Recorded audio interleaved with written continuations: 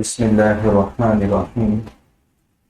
الحمد لله وحده والصلاة والسلام على من لا نبي بعده.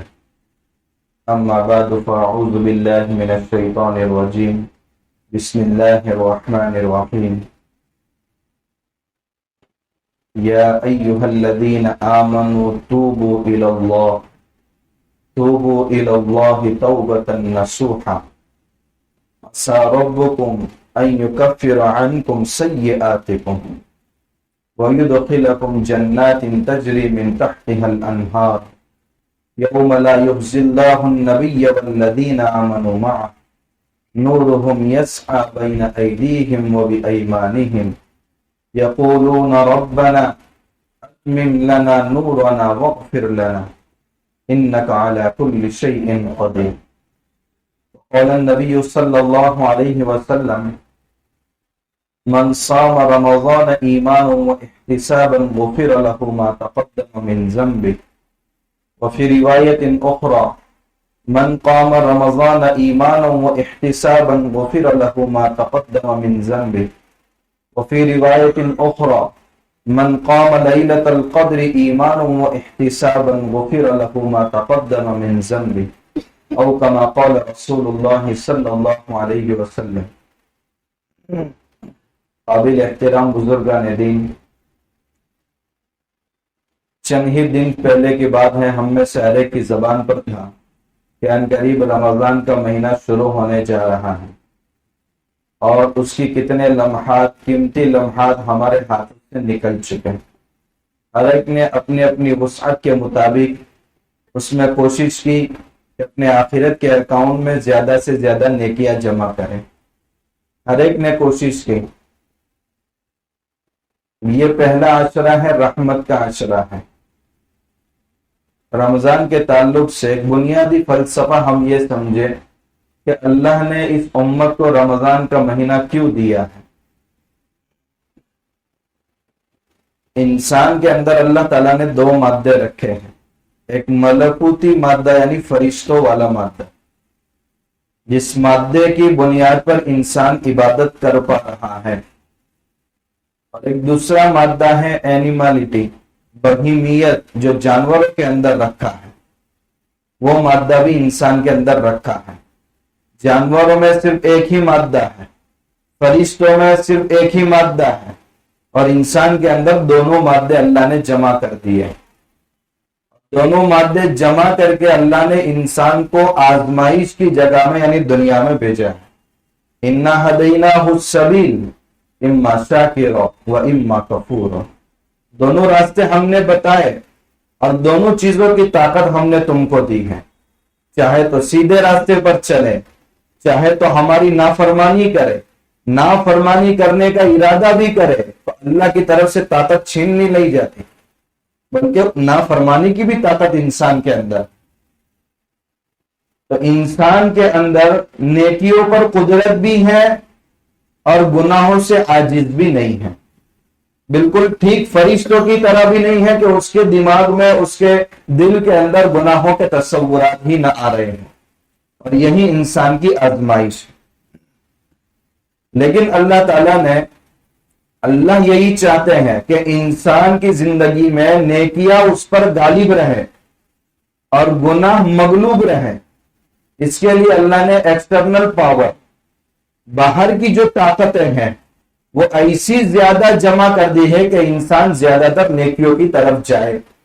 آسمان سے قرآن اتارا، نبی کو بھیجا، نبوی تعلیمات، رمضان المبارک کا مہینہ، ماحول کا سازگار ہونا، یہ سارے اسباب ایسے ہیں جو انسان کو نیکیوں کی طرف لے جا رہے ہیں، اور اللہ بھی یہی چاہتے ہیں. جو آخری آیت پڑھی گئی، ما یفعل اللہ بعذابکم، اللہ تم کو عذاب دے کر کیا کرے گا؟ کیا اس کے خزانے میں بندوں کو عذاب دینے سے رتی برابر اضافہ ہونے والا ہے؟ کیا اللہ کو خوشی ملنے والی ہے؟ ہرگز نہیں. اس لیے اللہ تعالیٰ فرماتے تم کو عذاب دے کر میں کیا کروں گا؟ ان شکرتم وآمنتم، اگر تم شکر گزار بندے بن جاؤ تو میں تمہیں عذاب دے کر کے کیا کروں گا. جس وقت اللہ تعالیٰ نے حضرت آدم علیہ السلام کو سجدہ کرنے کا حکم دیا، فسجد الملائکۃ کلہم اجمعون، تمام فرشتوں نے سجدہ کیا، ابا واستکبر الا ابلیس ابا واستکبر، ایک شیطان ایسا تھا جو تکبر اور غرور کے ساتھ پیش آیا اور اس نے سجدہ نہیں کیا۔ تو اللہ تعالیٰ نے اس سے سوال کیا، ما منعک الا تسجد اذ امرتک، جب میں نے حکم دے دیا اس کے بعد سجدے سے کون سی چیز مانے بنی؟ اس نے جو بھی کہنا تھا کہا، انا خیر من خلقتنی من نار وخلقتہ من طین۔ اللہ تعالیٰ نے اس کو اس وقت اپنی بارگاہ سے نکال دیا۔ جس وقت وہ بارگاہ سے نکل رہا تھا تو اس کو معلوم تھا کہ آدم علیہ السلام کی وجہ سے مجھے اللہ کے دربار سے نکلنا پڑ رہا ہے، تو اس نے غرور اور گھمنڈ میں اللہ سے یہ کہا تھا، اسی کی اولاد کو اتنا بہکاؤں گا، لا تجد اکثرہم شاکرین، کہ تو اسی کی اولاد میں اکثر لوگوں کو شکر گزار نہیں پائے۔ حالانکہ اللہ فرماتے تمہیں عذاب دے کر کیا کروں گا اگر تم شکر گزار بن جاؤ، اور یہاں شیطان ڈنکے کی چوٹ اللہ کے سامنے کہہ رہا ہے، یاد رکھنا جس کی وجہ سے مجھے گیٹ آؤٹ کیا جا رہا ہے، لا تجد اکثرہم شاکرین، ان کو بہکانے کی ایسی کوشش کروں گا کہ ان میں کے اکثر تیرے شکر گزار نہیں ہوں گے۔ لأغوینک، میں ان میں سے ہر ایک کو گمراہ کرنے کی پوری کوشش کروں گا۔ اور اللہ سے دعا بھی مانگ رہا ہے، کیا دعا مانگ رہا ہے؟ انظرنی الی یوم یبعثون، مجھے قیامت تک زندگی دے دی جائے اور طاقت ایسی دی جائے کھانے پینے کی ضرورت نہ پڑے، رات میں بھی بہکانے کا موقع ملے، دن میں بھی، نیند میں بھی، ہر چیز میں۔ اللہ تعالیٰ نے اس کو مہلت بھی دی، فَإِنَّكَ مِنَ الْمُنظَرِينَ، جا تجھے مہلت بھی ہے، طاقت بھی ہے، تجھے کھانے پینے کی ضرورت نہیں پیش آئے گی، تیرا کام میرے بندوں کو بہکاتے رہنا۔ اللہ آگے فرماتے ہیں تو اکیلا نہیں، تیرا کیلنڈر کا کیلنڈر وجود میں آئے گا اور سب مل کر کے کوشش کرنا بنی آدم کو بہکانے کی، اور طاقت بھی ایسی کہ تو دشمن بن کر میرے بندوں کے پاس آئے گا تو وہ تجھے دیکھ بھی نہیں پائیں گے۔ تو دشمنی میں کسی قسم کی کوئی کوتاہی نہ ہو جائے، آخری درجے تک تو محنت کر لینا۔ آدم علیہ السلام نے اس وقت کہا، باری تعالیٰ یہ تو پورا غصہ میری اولاد پر اتار رہا ہے، میری اولاد کا کیا ہوگا؟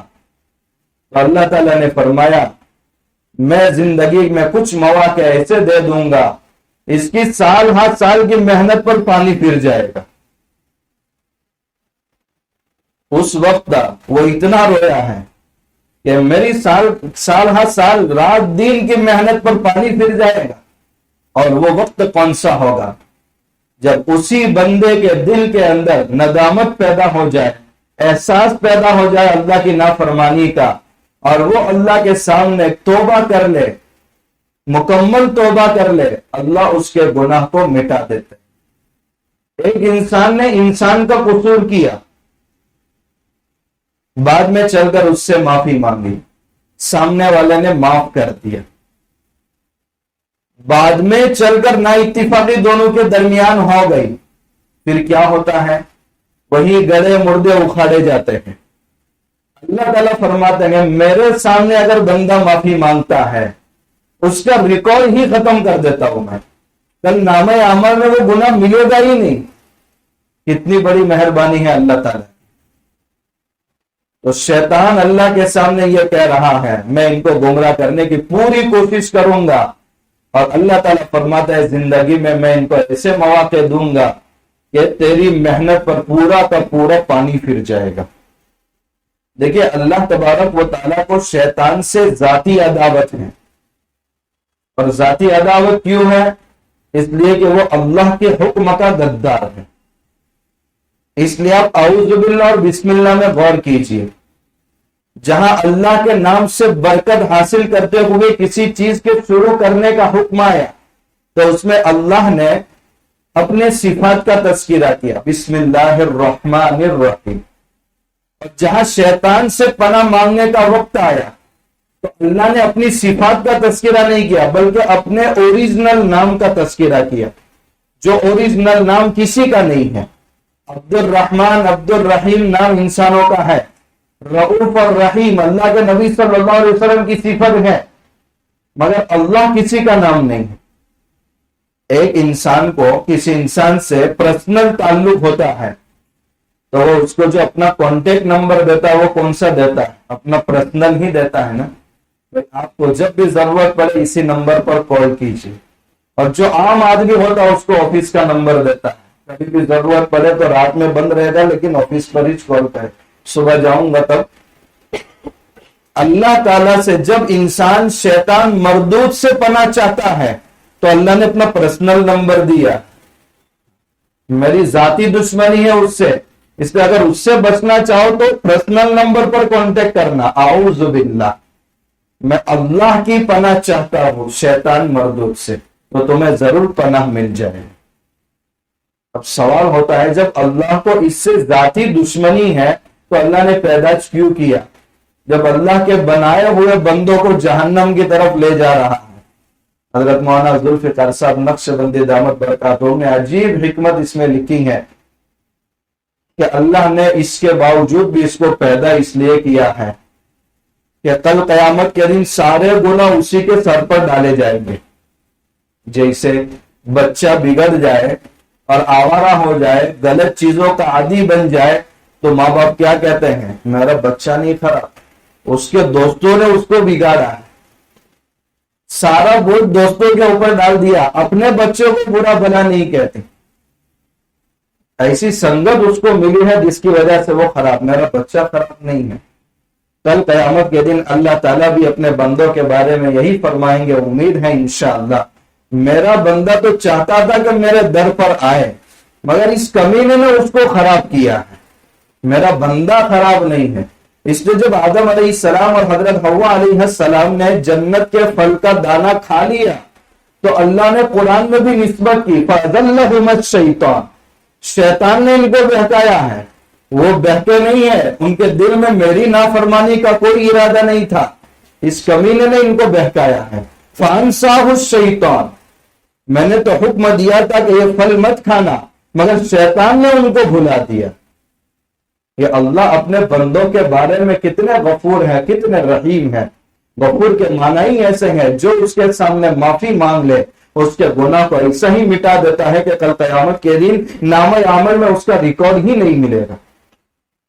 ایک ریکارڈ تو ایسا ہی ہوتا ہے، بینک سے لون لیا ہے تم نے، پورا کا پورا پے کر لیا، لیکن ریکارڈ میں تو ہوتا ہے کہ آپ نے بینک سے لون لیا ہے اور واپس بھی دے دیا ہے مگر اس کا ریکارڈ ہے، لیکن اللہ تعالیٰ نامہ عمل میں وہ ریکارڈ بھی نہیں رکھیں گے کہ گناہ کیا تھا، ہم نے معاف بھی کر دیا تھا، بلکہ اس کا تذکرہ ہی نہیں ہوگا کہ بندہ لوگوں کے سامنے شرمندہ ہو۔ اللہ تبارک و تعالیٰ نے اپنے بندوں کو نوازنے کے زندگی میں بے شمار مواقع دیے، ان میں سے ایک موقع رمضان المبارک کا مہینہ ہے، اور رمضان میں بھی بے شمار موقع اللہ تعالیٰ نے بندوں کو نوازنے کے دیے۔ سب سے پہلا موقع یہ اللہ نے انسانوں کو وہ کان نہیں دیے کہ وہ فرشتوں کی آوازوں کو سن سکے، ورنہ رمضان کا چاند ہوتے ہی فرشتوں کی طرف سے آوازیں لگنے لگتی ہیں، اے نیکیوں کی طرف مائل ہونے والے ایک دوسرے سے آگے بڑھنے کی کوشش کرو، اور اے گناہوں کے شوقین ہم سے اس مبارک مہینے کے اندر تو کم سے کم باز آ جائیں۔ یہ جانور سنتے ہیں، ملائکہ سنتے ہیں، جنات اور انسان سن نہیں پاتے، ورنہ یہ آوازیں لگتی ہیں، اور ہمیں یقین ہے کیونکہ اللہ کے نبی صلی اللہ علیہ وسلم نے یہ بات ارشاد فرمائی ہے۔ تو رمضان میں جیسے ہی چاند ہوا، اللہ تعالیٰ نے حضرت جبرائیل علیہ السلام کو حکم دیا، سارے فرشتوں کی ایک جماعت تیار کر کے سارے شیاطین کو قید خانے کے اندر ڈال دو۔ وَصُفِّدَتِ الشَّيَاطِينَ، سارے شیاطین، سرکش شیاطین جکڑ لیے جاتے ہیں۔ کیوں؟ اللہ اب اپنے بندوں کو نوازنا چاہتا ہے۔ یہ جماعت شیاطین کی میری امت کے روزوں کو خراب نہ کرے، میری امت کی تراویح کو خراب نہ کرے، میری امت کی تلاوت کو خراب نہ کرے، میری امت کو سحری اور افطار کے وقت دعاؤں سے محروم نہ رکھے۔ تو اللہ نے رمضان میں ایک موقع نوازنے کے لیے اپنے بندوں کو یہ دیا۔ دوسرا، اللہ تبارک و تعالی رمضان کی ہر رات میں 10 لاکھ لوگوں کو جہنم سے آزاد کرنے کا فیصلہ فرماتے ہیں۔ 10 لاکھ لوگ ایک رات میں اگر آزاد ہو، جو بندہ تھوڑی سی کوشش کر لے اس کی مغفرت نہیں ہو سکتی، ضرور ہو جاتی ہے۔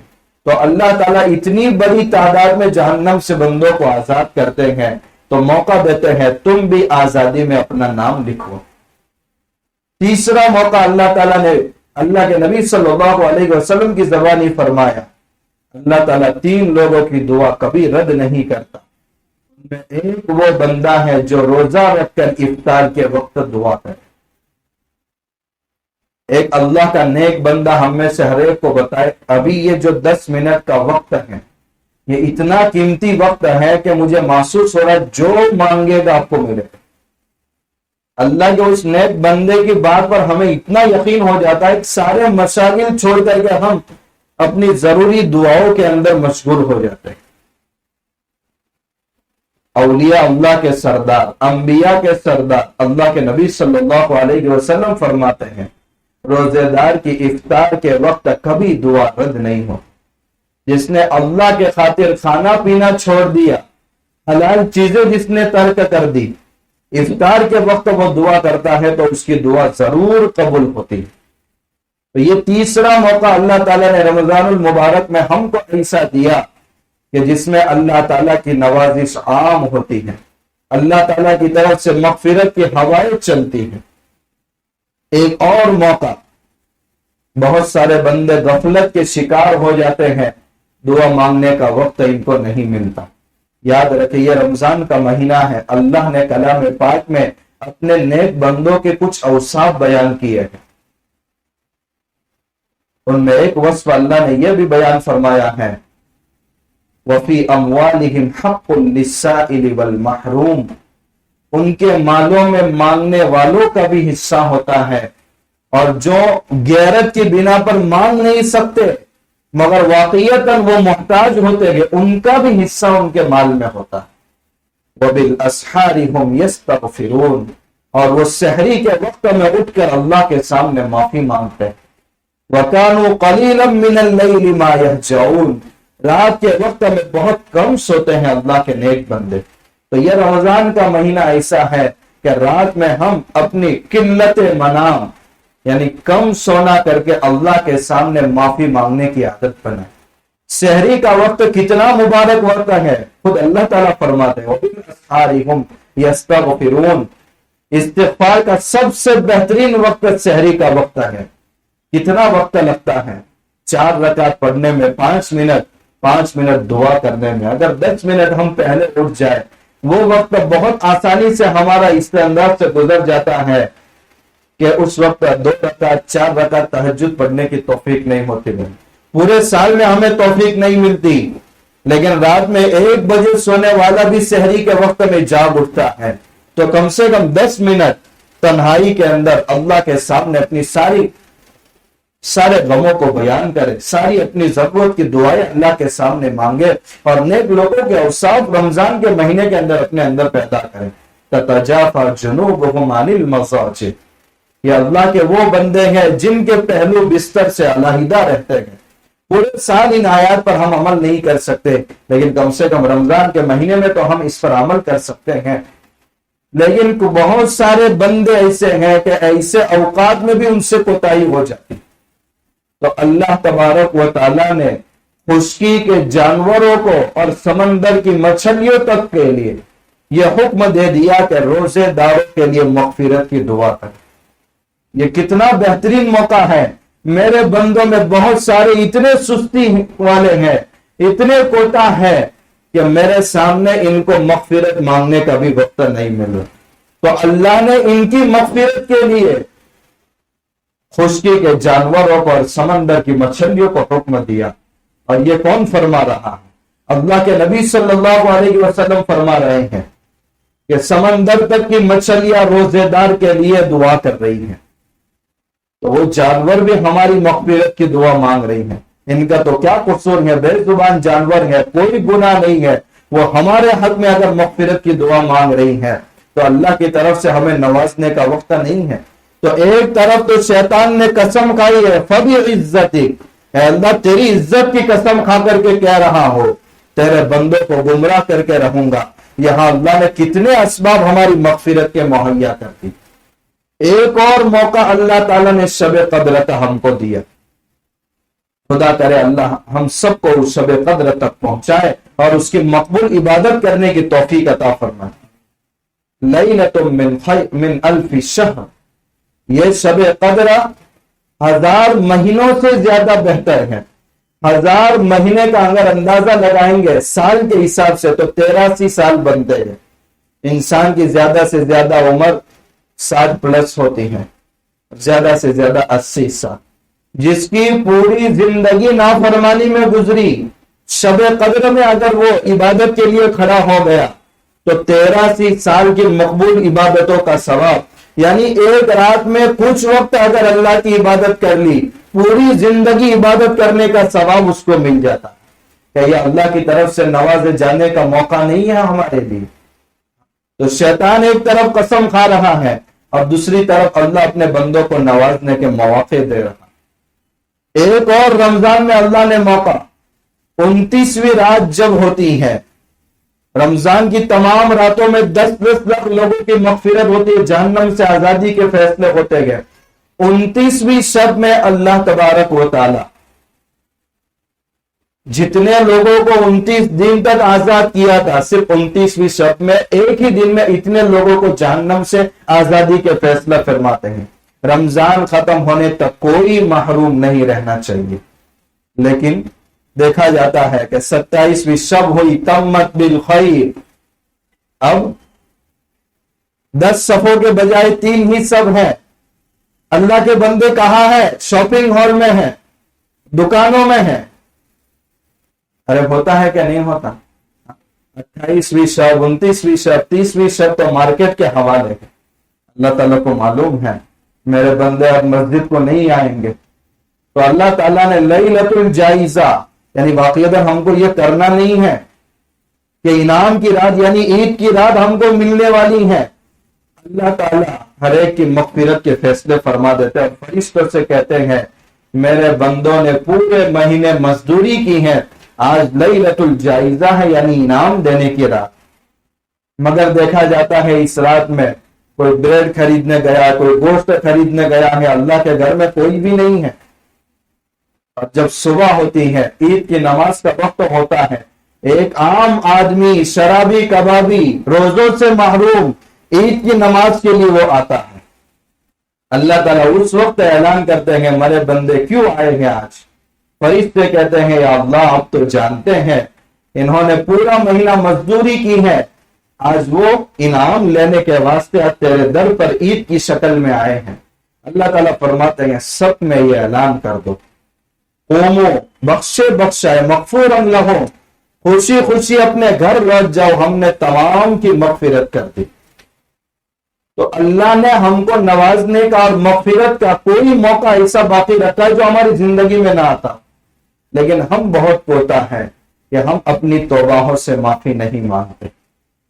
اس وقت امت کو اجتماعی توبہ کی ضرورت ہے۔ رمضان المبارک میں کوئی سبب ایسا نہیں جو ہم کو گناہوں کی طرف لے جائے، مگر ہم دیکھتے ہیں کہ جو نئی نئی دکانیں ابھی کھل رہی ہیں، ہر مسجد میں تراویح چل رہی ہے، الحمدللہ بہترین انداز میں اللہ کا اتارا ہوا کلام سنایا جا رہا ہے، مگر ایک بڑی تعداد ہوٹلوں پر بیٹھ کر کے اس قیمتی وقت کو ضائع کر رہی ہوتی ہے۔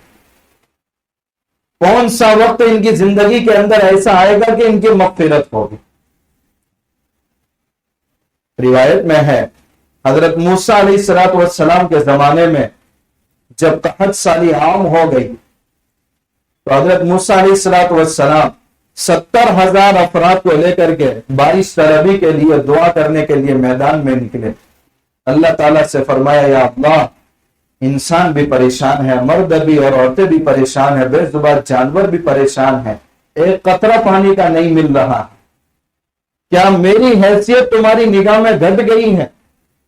باری تعالیٰ اگر میری حیثیت تمہاری نگاہ میں گھٹ گئی ہے تو میں آخری رسول جو اس دنیا میں آنے والے ہیں ان کے صدقے طفیل آپ سے دعا کرتا ہوں، اللہ تعالیٰ نے فرمایا تمہاری حیثیت میری نگاہ میں گھٹی نہیں ہے، مگر اس جماعت کے اندر ایک بندہ ایسا ہے جس بندے نے 40 سال تک میری نعمتیں کھا کر کے میرا مقابلہ کیا اور میری نافرمانی میں کوئی کوتاہی نہیں کی ہے۔ اگر وہ بندہ اس مجمع سے نکل جائے گا فوراً باران رحمت تم کو نصیب ہو جائے گی۔ موسیٰ علیہ السلام نے اعلان کیا، ارے وہ اللہ کا بندہ کون ہے جس نے 40 سال تک اللہ کی نعمتیں استعمال کر کے اللہ کا مقابلہ کیا؟ ظاہر سی بات ہے جو آدمی تھا وہ انتظار میں تھا کہ میرے علاوہ کون کھڑا ہوتا ہے، لیکن کوئی کھڑا نہیں ہوا تو اس کو یقین ہو گیا کہ وہی میں فرد ہوں۔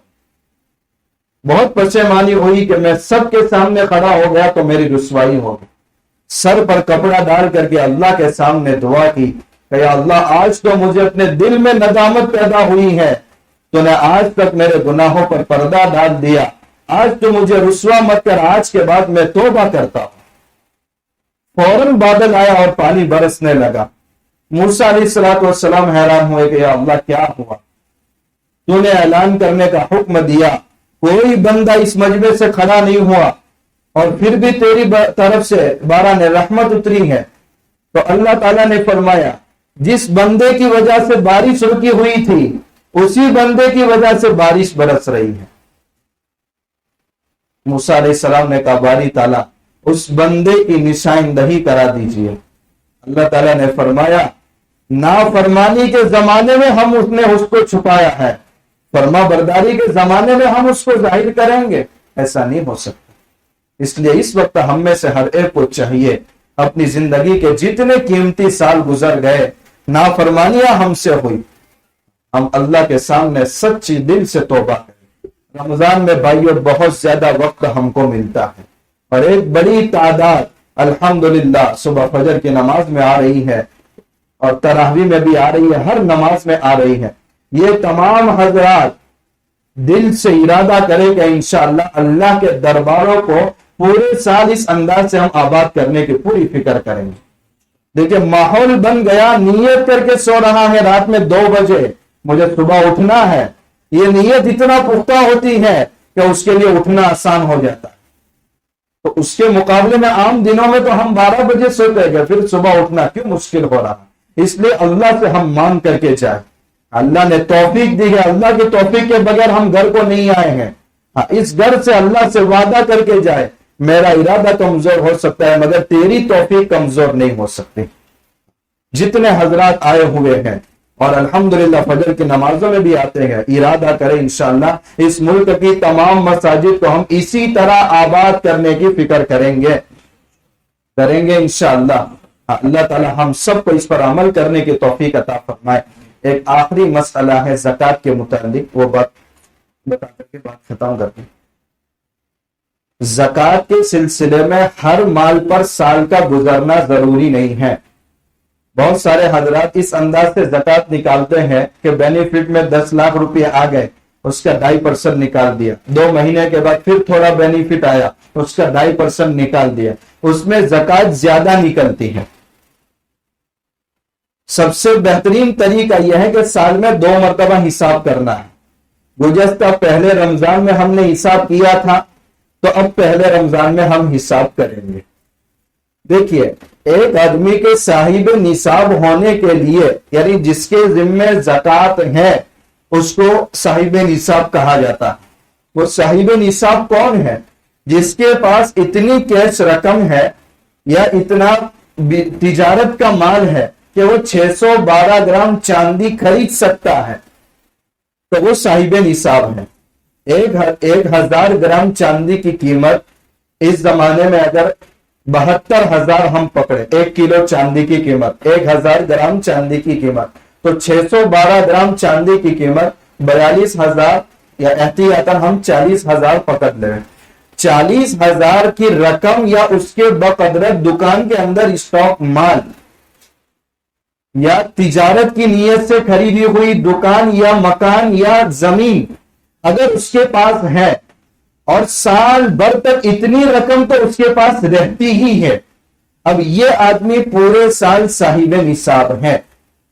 اب جتنا مال آئے گا سال کے آخر میں اگر اس میں سے کچھ بچا ہوا ہے تو زکات نکالیں گے، اور سال کے بیچ میں مال چلا گیا، سال کے آخر میں وہ بچا ہوا نہیں ہے تو اس کی زکات نہیں نکالیں گے۔